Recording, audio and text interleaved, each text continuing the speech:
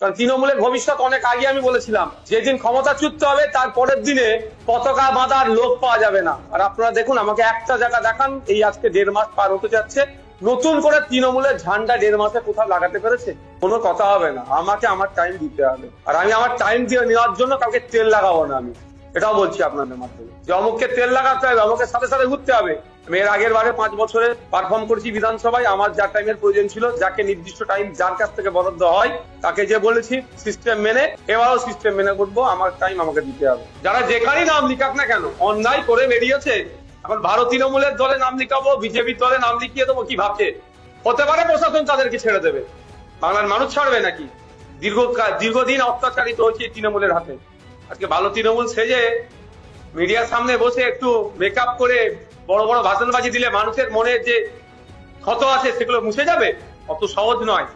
দেশের প্রধানমন্ত্রী কখন কোথায় বিচরণ করবেন সে নিয়ে কোনো প্রশ্ন থাকে না।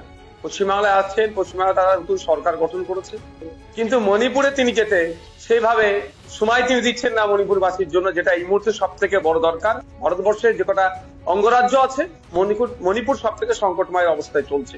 আমার তো মনে হয় ওখানে গিয়ে এই যোগাটা করলে হয়তো আরো বেশি কাজে দিত। আমি টু বি ফ্র্যাঙ্ক একটা কথা বলি সাধারণ মানুষের উদ্দেশ্যে, সব থেকে বড় কথা, ওই সমস্ত ভালো আর খারাপ তৃণমূলকে যারা ভোট দিয়ে জিতিয়েছেন, আপনারা কাকে জিতিয়েছেন একটু ভাবুন। আপনি অমুক জায়গা থেকে দাঁড়িয়েছিলেন মমতা ব্যানার্জির ছবিকে সামনে রেখে, অভিষেক ব্যানার্জি তৃণমূল কংগ্রেসের জোড়াফুলকে সামনে রেখে দাঁড়িয়েছিলেন। রিজাইন করুন, আবার সেখানে ভোটে দাঁড়ান, এসে এখানে ভাষণবাজি করুন। আমি নওশাদ সিদ্দিকী এখানে বসে আছি আমাদের সিম্বলকে সামনে রেখে, মানুষের আশীর্বাদ নিয়ে। মমতা ব্যানার্জির ছটিও আমাদেরকে দেখাতে হয়নি। তবে হয়তো জ্যোতিপ্রিয় বাবু তৃণমূল ছেড়ে দিয়ে বিজেপির নজরে, হয়তো প্রশাসনের নজরে একটু বকলমে সেন্ট্রাল বিজেপি যে এগুলো আমার ভালো তৃণমূল, একে ডিস্টার্ব করা যাবে না, করতে পারে, কিন্তু বাইরে বার হতে হবে, এতটুকু বলে দিচ্ছি। চাকরি বিক্রি করার টাকা, তোলাবাজির টাকা এতদিন পরে মনে করছে? বাংলার মানুষকে কি বোকা পেয়েছে নাকি এরা? এই দুর্নীতির দায় ওদেরকেও নিতে হবে, যারা এইরকম টেবিলে বসে বলছে ওই টাকাটা কোথা থেকে এসছে, এতদিন পরে কেন? যদি সত্যিকারের নীতিবান মানুষ হতো, দলের থেকে প্রতিবাদ করতো। আর এখন পর্যন্ত যারা দলে থেকে প্রতিবাদ করছে, এতটুকু মনে রাখবেন, ওই ফান্ডটা যাদের অ্যাকাউন্টে আছে তাদের সিম্বলে আছে। যদি এখনো নীতিবান হয় তাহলে পদত্যাগ করে এই কথাগুলো তুলুক।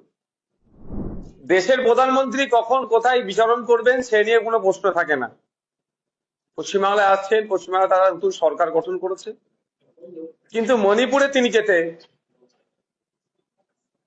সেইভাবে সময় তিনি দিচ্ছেন না মণিপুরবাসীর জন্য, যেটা এই মুহূর্তে সব থেকে বড় দরকার। ভারতবর্ষের যে কটা অঙ্গরাজ্য আছে, মণিপুর সব থেকে সংকটময় অবস্থায় চলছে। আমার তো মনে হয় ওখানে গিয়ে এই যোগাটা করলে হয়তো আরো বেশি কাজে দিত।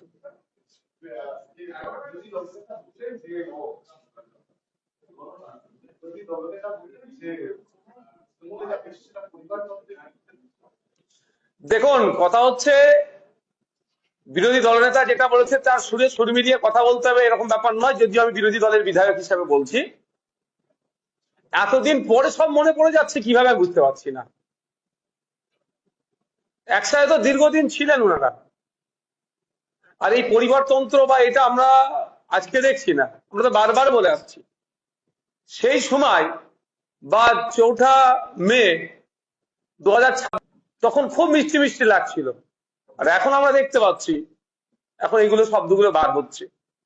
আমি টু বি ফ্র্যাঙ্ক একটা কথা বলি সাধারণ মানুষের উদ্দেশ্যে, সব থেকে বড় কথা, ওই সমস্ত ভালো আর খারাপ তৃণমূলকে যারা ভোট দিয়ে জিতিয়েছেন, আপনারা কাকে জিতিয়েছেন একটু ভাবুন।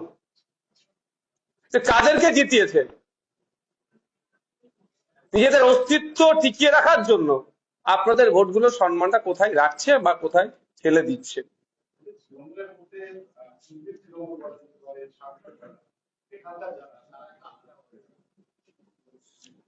দেখুন, কে কোন গ্রুপে যাবে সেটা আমি ডিসাইড করে দিতে পারি না, এটা তাদের সম্পূর্ণ ব্যক্তিগত মতামতের উপর নির্ভর করছে। তবে আমি একটা কথা বলতে পারি, আমি ওই বেশি তাত্ত্বিক কথা আমি জানিও না বা বলিও না। হ্যাঁ, নীতি আদর্শের উপরে আমি অবিচল থাকি। যদি সত্যিকার অর্থে কেউ নীতি আদর্শ নিয়ে চলে তাহলে বলবো রিজাইন করুন। আপনি অমুক জায়গা থেকে দাঁড়িয়েছিলেন মমতা ব্যানার্জির ছবিকে সামনে রেখে, অভিষেক ব্যানার্জি তৃণমূল কংগ্রেসের জোড়াফুলকে সামনে রেখে দাঁড়িয়েছিলেন। রিজাইন করুন, আবার সেখানে ভোটে দাঁড়ান, এসে এখানে ভাষণবাজি করুন। হ্যাঁ, আমি নওশাদ সিদ্দিকী এখানে বসে আছি আমাদের সিম্বলকে সামনে রেখে, মানুষের আশীর্বাদ নিয়ে। মমতা ব্যানার্জির চটিও আমাদেরকে দেখাতে হয়নি। নিজের স্বার্থে তারা কি কাজ করবে? নিজের স্বার্থের জন্য হয়েছে। আমি এখানে তৃণমূলের হয়ে পালিত করতে আসছি না, কারণ তৃণমূলের ভবিষ্যৎ অনেক আগে আমি বলেছিলাম, যেদিন ক্ষমতাচ্যুত হবে তার পরের দিনে পতাকা বাঁধার লোক পাওয়া যাবে না। আর আপনারা দেখুন, আমাকে একটা জায়গা দেখান এই আজকে 1.5 মাস পার হতে যাচ্ছে, নতুন করে তৃণমূলের ঝান্ডা 1.5 মাসে কোথাও লাগাতে পেরেছে? 15 বছরের কথা কিছুক্ষণ আগেই বললেন যে 15 বছর গণতন্ত্র ছিল না, 15 বছর কিছুই হয়নি। গীতব্রত কি 15 বছর নিজে ঘুরিয়েছিলেন? দেখুন, আমি ব্যক্তিগত কাউকে আক্রমণে যাব না, আমি শুধু একটা কথা বলবো যে যে অন্যায়কে এতদিন তেনারা সহ্য করেছিলেন না প্রতিবাদ করে, তাহলে মানুষ, সাধারণ মানুষ জানতে নিশ্চিতভাবে তাদের কাছে চাইবে যে এতদিন আপনারা আমাদের চোখ কেন খোলেননি।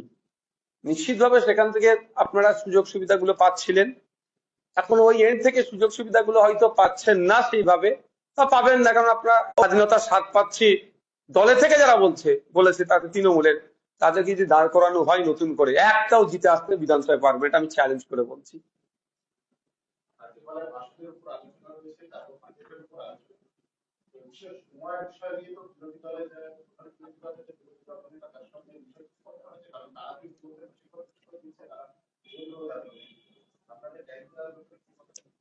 দেখুন, আমি এটা সেকেন্ড টাইম এমএলএ, কাকে বললে টাইমটা পাওয়া যায় সেটা আমি জানি, আমি তাকে জানিয়ে দিয়েছি যে আমার জন্য এই টাইমটা বরাদ্দ করতে হবে, তার কাজ হবে আমার টাইমটা রেখে বাকি টাইম ডিস্ট্রিবিউট করা। কোনো কথা হবে না, আমাকে আমার টাইম দিতে হবে, আর আমি আমার টাইম দিয়ে নেওয়ার জন্য কাউকে তেল লাগাবো না। আমি এটাও বলছি আপনাদের মাধ্যমে, যে অমুককে তেল লাগাতে হবে, অমুকের সাথে সাথে ঘুরতে হবে। আমি এর আগের বারে 5 বছরে পারফর্ম করেছি বিধানসভায়, আমার যা টাইমের প্রয়োজন ছিল, যাকে নির্দিষ্ট টাইম যার কাছ থেকে বরাদ্দ হয় তাকে যে বলেছি সিস্টেম মেনে, এবারও সিস্টেম মেনে করবো, আমার টাইম আমাকে দিতে হবে।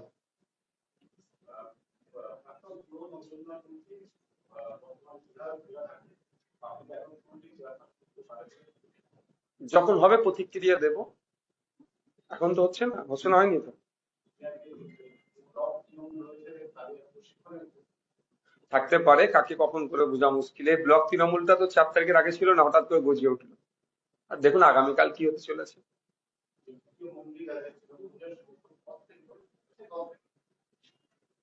এরকম ভাবে অনেকের করবে, তৃণমূলের কাছ থেকে গুছিয়ে কাছে কামিয়ে নিয়ে এবার একটু নিজেকে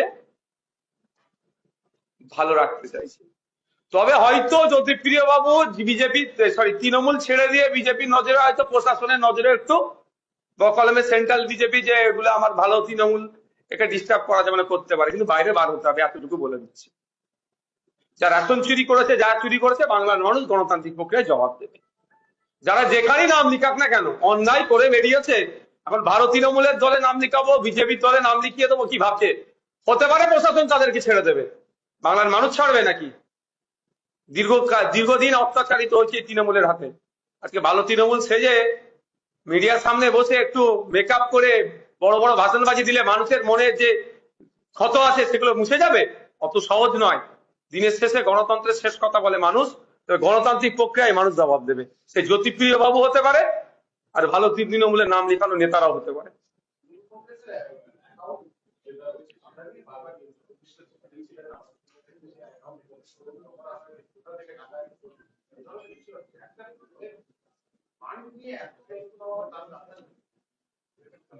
লড়াই তো এটারই, লড়াই এটা কেউ, গ্রাম্য ভাষায় সরু চাল আর মোটা চাল।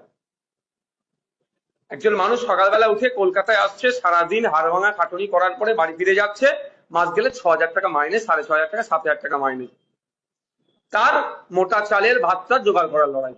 আর এইগুলো যেগুলো এতদিন 15 বছর তৃণমূলে থেকে চুরি করেছে, দুর্নীতি করেছে, মেসিকে বাল্য বন্ধু মনে করে কোমর জড়িয়ে ধরার চেষ্টা করেছে, এরা এরা সরু চালের ভাত খাওয়ার লড়াই করেছে। এই তো লড়াই। এখন ওই ফান্ডটা ভাবছে এখন কে ভোগ করবে একদিকে, আর দ্বিতীয় হচ্ছে বিজেপিকে, সেন্ট্রাল বিজেপি বিশেষ করে, তাদেরকে একটু মিস কল দেওয়া যে আমি তোমাদেরই লোক, এদেরকে ডিস্টার্ব করছি। এতদিন পরে মনে পড়ছে ফান্ডটা কোথা থেকে আসলো, চাকরি বিক্রি করার টাকা, তোলাবাজির টাকা, এতদিন পরে মনে পড়ছে। বাংলার মানুষকে কি বোকা পেয়েছে নাকি এরা? এই দুর্নীতির দায় ওদেরকেও নিতে হবে, যারা এইরকম টেবিলে বসে বলছে ওই টাকাটা কোথা থেকে এসছে, এতদিন পরে কেন? যদি সত্যিকারের নীতিবান মানুষ হতো দলের থেকে প্রতিবাদ করতো। আর এখন পর্যন্ত যারা দলে থেকে প্রতিবাদ করছে এতটুকু মনে রাখবেন, ওই ফান্ডটা যাদের অ্যাকাউন্টে আছে তাদের সিম্বলে আছে। যদি এখনো নীতিবান হয় তাহলে পদত্যাগ করে এই কথাগুলো তুলুক।